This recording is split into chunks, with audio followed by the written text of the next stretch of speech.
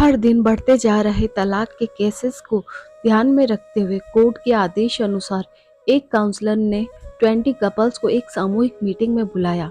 यह काउंसलर कुछ उन चंद समझदार और सक्सेसफुल काउंसलर्स में से एक थी जिन्होंने कई जोड़ों को यह समझने में मदद की थी कि वह कितनी बड़ी गलती करने जा रहे हैं और कई शादियों को टूटने से रोक लिया था। इसी मीटिंग में आने वाले सभी कपल्स के दिमाग में यही चल रहा था कि उनके घर के बड़े बुजुर्ग जिस बात को नहीं रोक पा रहे थे, उसे रोकने के लिए ये काउंसलर क्या ही कर लेंगी। मीटिंग की शुरुआत होते ही काउंसलर ने कहा, मैं आपको वही सारी बातें रिपीट नहीं करूंगी जो आपने अपने दोस्तों, रिश्तेदारों या अपने शुभ चिंतकों से सुन रखी होगी। मैं आपको एक गेम खिलाऊंगी। उसने सभी जोड़ों को ध्यान से देखा और बाद में एक महिला को अपने पास आने के लिए कहा।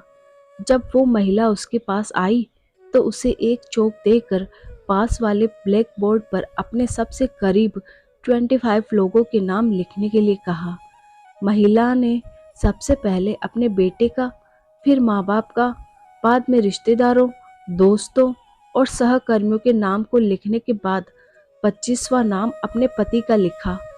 अपना नाम जब सबके बाद लिखा तो उस महिला के पति को तो खुद भी वहां हाजिर था। बहुत बुरा लगा। मन ही मन सोचने लगा कि अच्छा हुआ, मैं इसे तलाक देने जा रहा हूँ। मेरा फैसला गलत नहीं है। काउंसलर ने महिला से कहा, अब आप उन 10 लोगों के नाम हटा दीजिए जिन्होंने आपको आपके जीवन में सबसे कम साथ दिया हो या कम साथ दे सकते हैं।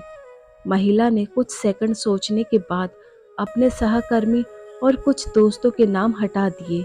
इस गेम को न केवल वो महिला खेल रही थी, बल्कि इस मीटिंग में आए हर वह पति पत्नी भी मन ही मन खेल रहे थे, क्योंकि वह भी उसी परिस्थिति में थे जिस परिस्थिति में वह महिला थी। काउंसलर ने फिर से एक बार उस महिला को 10 और नाम मिटाने के लिए कहा। इस बार महिला काफी सोच में पड़ गई। 3-4 मिनट सोचने के बाद उसने अपने बाकी बचे दोस्त और रिश्तेदारों के नाम हटा दिए। अब केवल 5 नाम बच गए थे, जिसमें उसके माँ बाप और 2 बच्चों के नाम के साथ उसके पति का नाम भी था। हर कोई यह देखकर हैरान था कि सबसे आखिर में अपने पति का नाम लिखने के बाद भी उस महिला ने दोनों बार जब 10-10 नामों को मिटाने के लिए कहा गया तो उसमें अपने पति के नाम को नहीं मिटाया। काउंसलर ने अब उस महिला की तरफ देखा और बोली, आपको 2 नाम और मिटाने होंगे। महिला अब दुविधा में थी। वह काउंसलर की तरफ ऐसे देख रही थी जैसे कह रही हो कि मेरे साथ ऐसा जुल्म मत करो। काफी समय लेने के बाद जब महिला ने 2 नाम मिटाए तो उसकी आंखों में आंसू थे, क्योंकि वो नाम उसके माता पिता के थे। मीटिंग में आए सभी लोग इस घटना को बड़े ध्यान से देख रहे थे। उन्हें हर बार आश्चर्य हो रहा था, लेकिन इस बार कुछ ज्यादा ही हुआ, क्योंकि सब ये मान रहे थे कि जब साथ देने की बात हो तो कोई भी व्यक्ति अपने माँ बाप का नाम नहीं मिटा सकता। काउंसलर यहीं पर नहीं रुकी। उसने अब महिला से कहा कि एक आखिरी बार 2 और नाम मिटा दीजिए। महिला की हालत ऐसी हो गई जैसे कोई उसे सजा दे रहा हो। अब की बार उसने काउंसलर से मना कर दिया कि वह अब इस गेम को और ज्यादा नहीं खेल सकती। काउंसलर ने उसे समझाया कि आपको सिर्फ नाम मिटाने हैं और यह एक गेम है, इससे ज्यादा और कुछ नहीं। जैसे तैसे काउंसलर ने उस महिला को 2 और नाम मिटाने के लिए मना ही लिया। कांपते हुए हाथों से महिला ने जब अपने दोनों बच्चों का नाम मिटाया तो वह फूट फूट कर रोने लगी। उस महिला के पति के साथ साथ वहां आए सभी लोग दंग रह गए।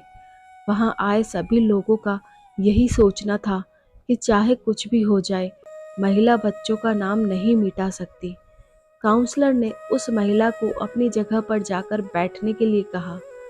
काउंसलर ने वहां आए सभी जोड़ों की तरफ ध्यान से देखा, जो उतने ही दुखी थे जितनी कि ये महिला थी।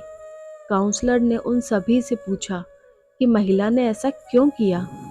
कोई भी उस सवाल का जवाब दे नहीं रहा था, ना दे पा रहा था या देना ही नहीं चाहता। अंत में काउंसलर ने उसी महिला को खड़े होने के लिए कहा और उसी से ऐसा करने का कारण पूछा। महिला बोली, चाहे अभी मेरे और मेरे पति के बीच में कुछ प्रॉब्लम चल रही है, लेकिन जब साथ देने की बारी आती थी तब वह हमेशा मेरे साथ खड़े रहते थे। मेरे माँ बाप बूढ़े हो चुके हैं और वह कितने दिन मेरे साथ रहेंगे मैं नहीं जानती।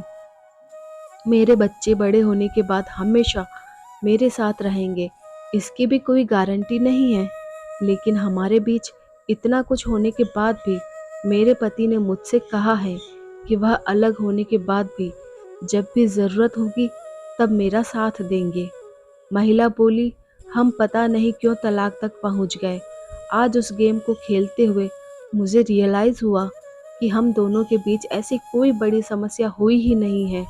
वह तो बस हम दोनों गुस्से में थे और कोई भी झुकना नहीं चाहता था, इसलिए मैंने सबका नाम मिटा दिया, लेकिन अपने पति का नहीं मिटाया। महिला की बातें सुन उसका पति भी खड़ा हो गया और अपनी पत्नी को गले से लगा लिया और बोला, मुझे माफ़ कर दो, मैं भी तुम्हें कभी तलाक देना ही नहीं चाहता था। जैसे मैंने तुम्हारा साथ दिया है वैसे ही तो तुमने भी मुझे जीवन के हर कदम पर सपोर्ट किया है। मैं तुमसे फिर से एक वादा करता हूँ कि मरते दम तक तुम्हारा साथ दूंगा। काउंसलर ने अपना काम कर दिया था।